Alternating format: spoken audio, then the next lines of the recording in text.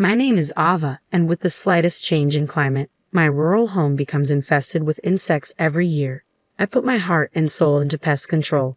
At 34 years old, I've transformed from a housewife into nothing less than a hunter. Once upon a time, bugs used to scare me.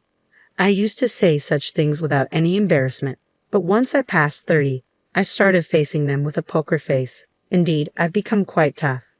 Today, I'd like to share a story about how I dealt with my younger sister who fell in love with my husband. This happened years ago, back when I was in my 20s. A junior high school reunion was held for the first time in many years, where I reconnected with my childhood friend Josh, who used to live in my neighborhood during elementary school. My sister Emily, 2 years younger than me, and I used to play with Josh a lot. But as typical boy sentiments grew stronger, playing with girls became embarrassing for him. Josh distanced himself from us when his family moved away in junior high, and we lost touch. At the reunion, I was nervous when reconnecting with Josh, but adulthood brought its strong ally, alcohol. Josh, loosened by its power, and I, emboldened by the same, had a lively conversation that was hard to believe after such a long time apart. We continued to party together, and by the end of the night, Josh confessed, "I used to like you when we were kids, and it seems like I can still like you as an adult." With this light-hearted exchange, our relationship began. Later, when sober, Josh joked, "Man, I said too much. Am I embarrassing? Who the hell do I think I am?" I couldn't help but laugh at his embarrassment. Everything fell into place, and we decided to get married. We visited each other's homes and completed the formalities for cohabitation and marriage planned for 6 months later. However, a problem arose at my house when Josh came to meet my family over a meal. As my sister returned home from work with a deflated voice, her surprise at seeing Josh turned quickly into a happy expression. "Wow, Josh, why are you here?" Embarrassed, Josh glanced at me and then explained, "Actually, we've been dating for about half a year now, and we've decided to get married. I came here today to inform our parents." I thought I should explain to my family, so I told my sister the circumstances. Her face turned visibly grim. "I see. I'm tired, so I'm going to bed. Good night," she said abruptly, retreating to her room and slamming the door shut. Wow, that was unpleasant," I said to Josh, worried that I had made him uncomfortable. But he reassured me with a smile. "I'm not bothered by it." Wanting to clear things up for my sister's sake, I added, "She's not usually like that. Maybe she's just not happy about us living together." Even our parents didn't show any problems, so I couldn't understand my sister's strong reaction. Still puzzled, I debated whether to ask her directly, but as I headed to the bath, I ran into her in the hallway. I started, unsure how to begin, as she fixed me with a devilish glare. "I can't believe you're marrying Josh. I've always loved him too. I'll never forgive you for this." With the rage of a demon, she stumped away, leaving me staring at her unexpected confession. Seriously, she was in love with Josh. I muttered to myself, feeling like the plot was straight out of a daytime drama, holding my head in disbelief. After a night of restless tossing and turning, I finally found clarity. Is it really a problem if my sister loves my fiancé? After all, our marriage is already decided. If Josh had loved my sister, it would have been a different story, but that's not the case. More importantly, if she's felt this way since childhood, she should have told him sooner. Realizing it was my sister's failure to express her feelings that caused this turmoil, I decided it was absurd for her to blame me. Though I could sense her growing hostility towards me as her older sister, I chose to let it slide. Despite the gravity of the situation, I opted for an optimistic view and decided to let it go. However, I was torn about whether to tell Josh. On one hand, revealing my sister's feelings might complicate things for Josh, I reasoned. But if I don't tell him, he'll sense the tension whenever he visits without understanding why. Considering Josh's involvement, I ultimately decided honesty was the best policy. I have to tell him, I resolved.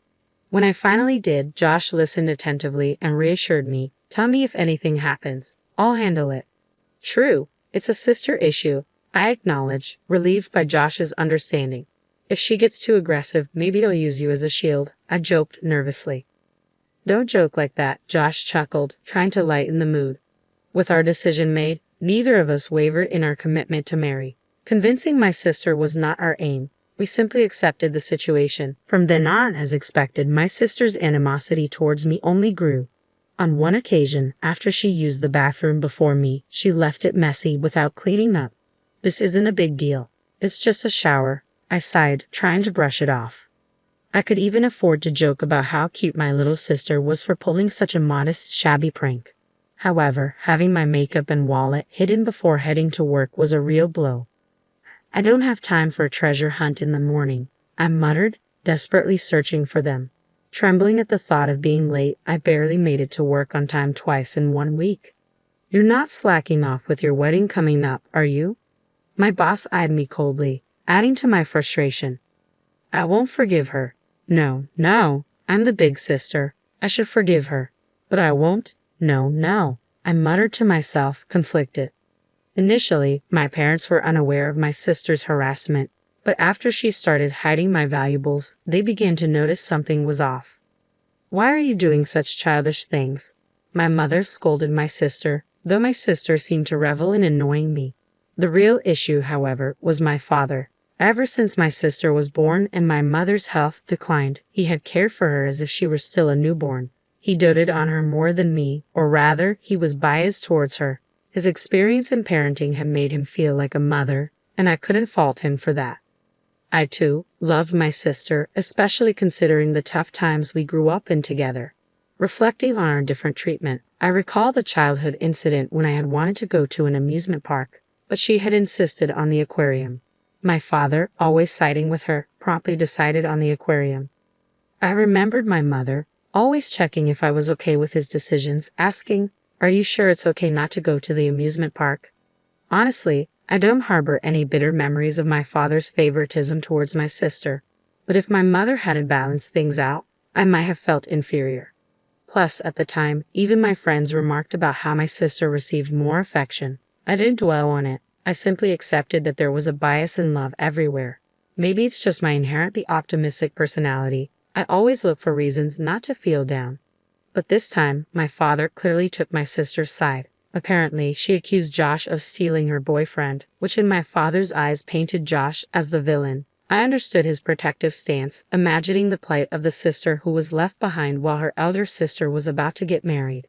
In response to my father's thoughts, my mother intervened, saying, "I don't see Josh as the kind of person who would do such a thing," voicing her skepticism. "No, that's not true. Listen to my opinion," I countered, hoping they would consider both sides fairly. My mother, known for not taking our words at face value and judging us fairly, tried to mediate. But my father's protective instincts overruled reason. "I can't bear to see my poor sister dumped and even my elder daughter being played with," he insisted adamantly. "I won't allow this man to take advantage of my beloved daughters. Wake up." It felt like I was being pushed into a corner, unable to make my voice heard amidst my father's firm convictions. Though he loved us deeply, his favoritism caused a strain this time. The growing opposition to my marriage troubled me deeply.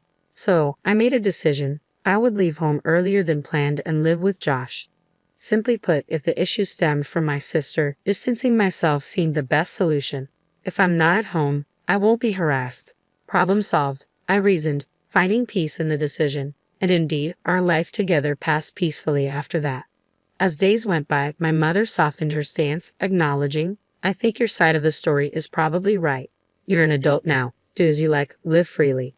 Surprisingly, my father remained silent, though dissatisfied. Deep down, he probably thought that even if Josh and I broke up, I would be pitiful, and he couldn't fathom Josh turning to my sister.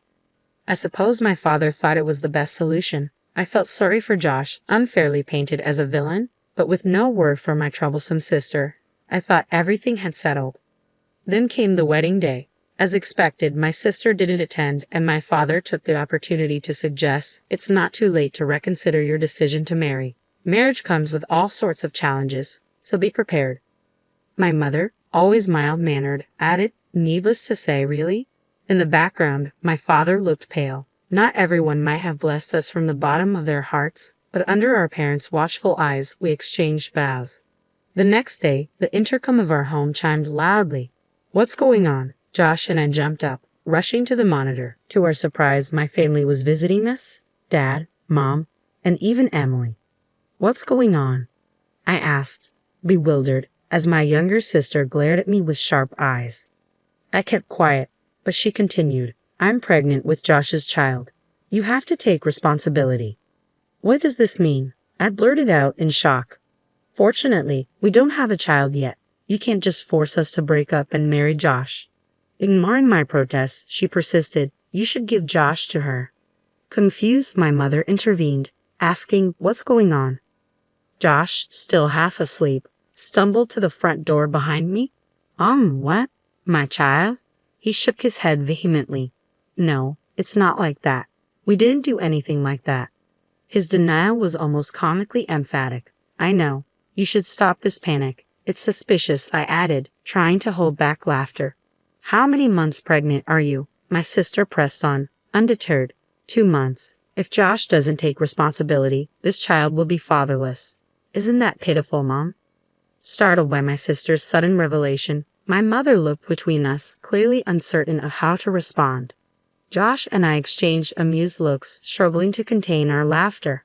Ha ha ha, I chuckled nervously, trying to explain our laughter to our confused parents who couldn't grasp the reason behind it.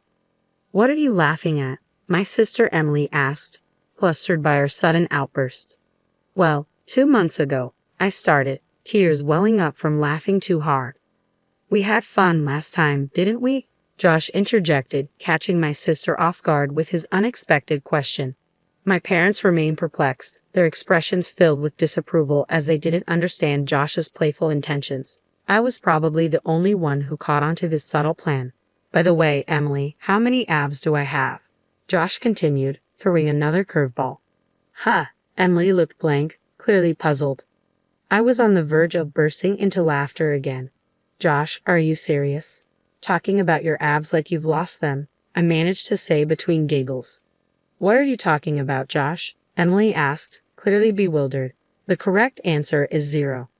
I was about to confirm that Josh was just teasing when he solemnly confessed, I actually have no abs. Even my mom couldn't help but chuckle at his antics. It seemed like a contest to see who could make the other laugh the most. Here's question 2. Have you seen my moles? How many do I have in total? Josh continued, his strange questions leaving my sister at a loss for words. Hey, wait, what? Emily stammered, unsure how to respond. Josh persisted with his playful interrogation, leaving my sister flustered. Well, that's to be expected, I thought, seeing Josh's mischievous grin and my sister's confused expression. It was like a game to him, delighting in teasing her and watching her struggle to answer. Despite knowing she could end it by denying everything, Josh seemed to enjoy keeping her on her toes. In fact, even my mother began to suspect something was amiss. Isn't there something odd about their relationship? She murmured quietly, observing the dynamic between my sister and Josh.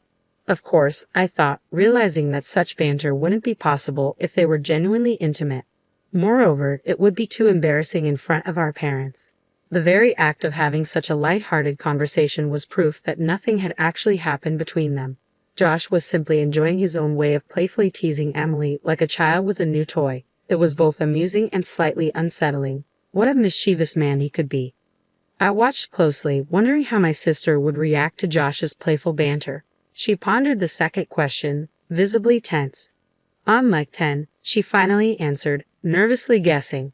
Buzz. Sorry, the correct answer is I don't even know, Josh proclaimed dramatically. Even my father couldn't contain his laughter, doubling over in amusement.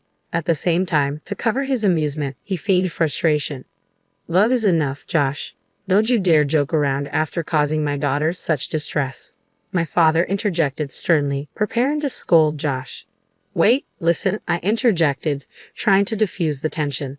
You said the pregnancy was 2 months along, right? Considering the conception period, there's no way the child could be Josh's. What do you mean? My mother asked, intrigued by my point. Can I say it? I glanced at Josh, who reluctantly nodded with a deeply embarrassed expression. Wait, hold on. Can I say it? Can you? Josh stammered nervously. Oh yeah, I'll do it, I replied, despite the awkwardness. Josh puffed out his chest bravely. Mom and Dad, the truth is, during that time, I was stung by a bee in a very sensitive area. At this revelation, everyone, even my sister, burst out laughing uncontrollably. That's enough of the lies, Josh. There's no way you were stung there, my father exclaimed, torn between anger and amusement, while my mother laughed uproariously, clapping her hands. No, well, It's embarrassing, but it's true, Josh insisted, his face and ears turning bright red rapidly. It was hot, so I thought I'd cool off. Taking advantage of the fact that I couldn't be seen from outside, I opened the window and was relaxing in the nude when a bee flew in and stung me. I struggled to contain my laughter, trying to respect Josh's embarrassment in front of my family, but it was too hilarious not to join in. There's no way a man could be that embarrassing, my father chuckled, shaking his head. Well, that embarrassingly embarrassing man is right here, Josh retorted loudly, trying to defend himself. That still doesn't prove that the child in my belly isn't from Josh's seed, my sister interjected, regaining her stance and joining the conversation with renewed vigor. Emily, think about it, I reasoned. Josh got stung in a very important place. Dad, imagine if that happened to you as a man. You'd understand the pain of having such a vital area harmed. My sister fell silent, considering my serious tone. Meanwhile, my father, who seemed to have visualized the situation based on Josh's explanation, quietly clutched his groin and looked down thoughtfully.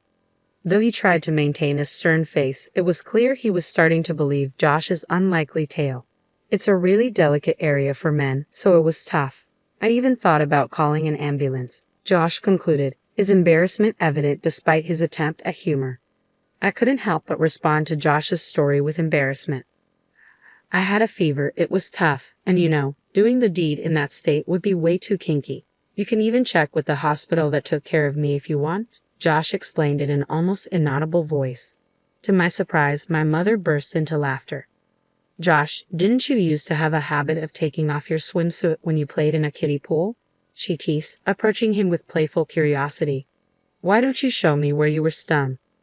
Josh tried to dodge my mother's playful inquiry, covering not his private area, but his irrelevant chest.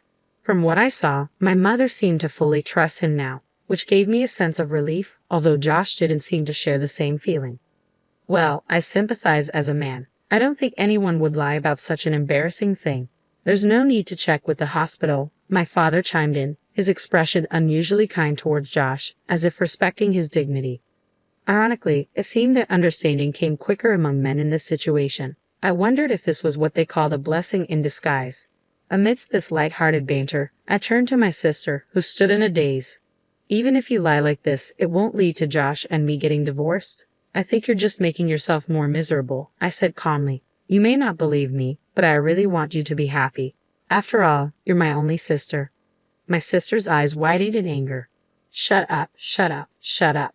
I don't like Josh anymore. If he's going to take your side, she snapped, emotional and reaching out to grab me.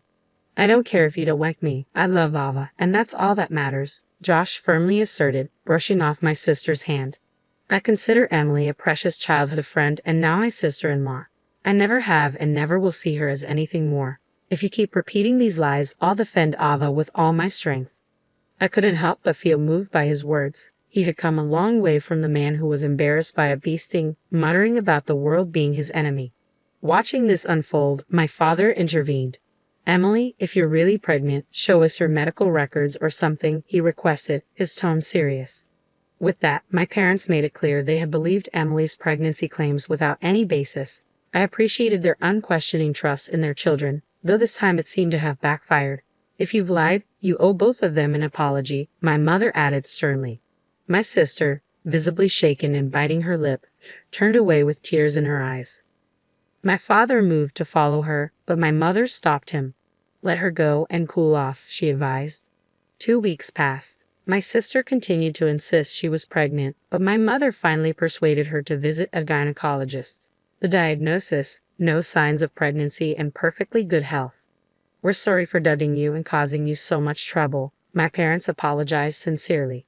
We should have trusted Josh, whom we've known for so long. Please take care of Ava and forgive us for making this difficult for you both. They bowed their heads apologetically. To be honest, I couldn't blame my parents. I haven't discussed the strained relationship with my sister with my parents. They have always believed in their daughters without question, a quality that society might view in various ways, but for me it has been a source of immense reassurance. Despite occasional favoritism towards my sister, especially from my father, I have come to forgive them for the mistakes they made. They raised me well, and without them, I wouldn't have met Josh or lived such a happy life. When my sister's lie about being pregnant was exposed, she reacted angrily, declaring, "I don't need this family anymore," and stormed out of the house. Normally, my father would have gone after her, but this time he suggested it might be better for Emily to take some time away, a cooling off period. My mother agreed, adding firmly, "If she can't come back and sincerely apologize, we won't let her back into this house." Deep down, I doubted my sister would ever apologize sincerely. It felt like a definitive break between us. 7 years passed. My sister did return once, bowing her head to her parents and asking to come back. Initially noble in her return, by the end of the year she had caused a significant incident while heavily intoxicated. One tumultuous New Year's Eve, she sneaked into Josh's bed, mistaking it for mine, and startled him awake. Both of us, along with our parents, were shocked by the disturbance. "Don't approach him," I warned her angrily. Josh, startled, exclaimed loudly enough to wake the neighbors. "Oh!" My parents, usually composed, jumped up in surprise. It was a scene that revealed the extent of my sister's issues.